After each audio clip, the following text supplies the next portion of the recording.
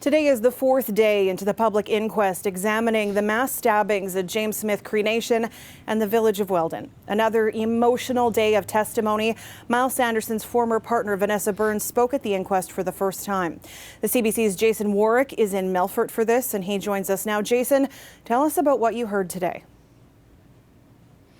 Well, as you said, Ms. Sanderson, the former partner of Myles Sanderson, testified today, and she spoke about those days leading up to September 4th, 2022, the tragic day, but she also spoke about the years leading up to that, and she spoke of a troubled relationship with Myles Sanderson. She spoke of abuse and alcohol addiction and attempts to get better that tried and failed. She talked about how he would be in and out of prison, and she would try and keep their 5 children connected to him, but she said she stayed mainly because of shame and guilt, and she felt she could not escape that relationship, even so much so that in 2020 she believed him to be changing and wrote a letter in support of his release to the parole board, which she says she does and now regrets, but did it out of fear and shame. She talks about in the days leading up to the stabbing massacres, in those 3 days,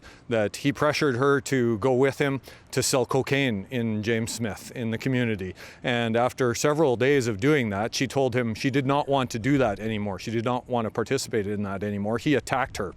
And that is what really put the events in motion that led to the September 4th massacre. We also heard from Skye Sanderson, and now she is the partner of Damien Sanderson, Myles's brother, and Damien was the first victim of Myles Sanderson. And this woman not only lost her husband, she also lost her father in the attacks. She said she's been left lost and heartbroken and angry. She talked again about the escalating violence in those final days before the stabbings occurred. So highly emotional testimony, Sam. Both women broke down several times as they were testifying. And then the other thing is, at the inquest, as you may know, it's not just lawyers that get to ask the questions. Families can get standing and ask the witnesses questions. So some of the families came up and started asking these women questions, and all of them said, "We don't blame you. We forgive you. We love you. This is not your fault." And it produced long pauses while everyone broke down.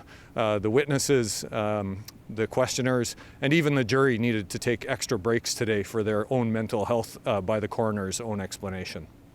Sounds like some really powerful moments there, Jason.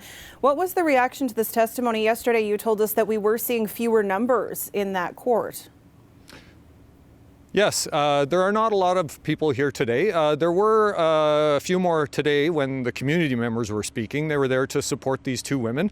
There was some emotional testimony this morning as well from the commanding officer of the Melfort detachment at that time. And he was actually questioned by the daughter of Earl Burns, one of the victims who died in a school bus while pursuing Myles Sanderson, trying to apprehend him. Now, at least 4 RCMP cruisers passed by that school bus that had Earl Sanderson in the bus without stopping. And this commanding officer said he did that twice, but that he is so sorry, but they had multiple specific reports of attacks that were ongoing, and so they had to go to those residences first. He said that had he known that Earl Burns was in there, particularly because they were both veterans of the Princess Patricias, he would have stopped, and he said he's sorry, but they did everything they can amid the chaos, Sam.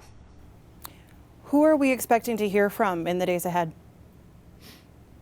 More community members, more police, but as the coroner said when he was asking the jury about their mental health, he said that they seemed to be close to being over the hump, and what he meant by that was that the heavy emotional testimony and the facts of the case are almost all into evidence now, and it will broaden in scope to talk about the issues, whether it's parole reform, Indigenous self-policing, addictions, or things like that. So we expect more issues testimony over the coming 2 to 3 weeks, Sam. Thanks for this, Jason.